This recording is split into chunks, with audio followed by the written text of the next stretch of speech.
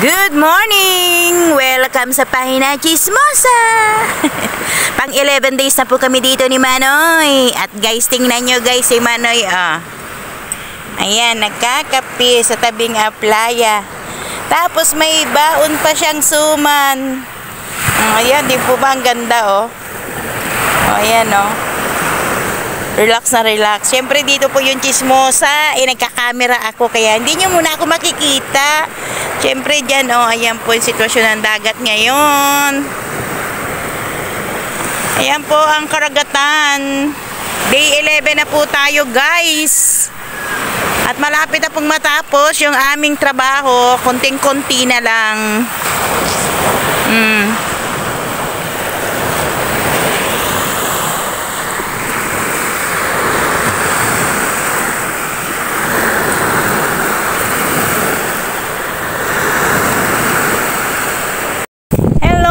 Chismosa, mga kachismosa, at ang lola nyo ay magsasampay.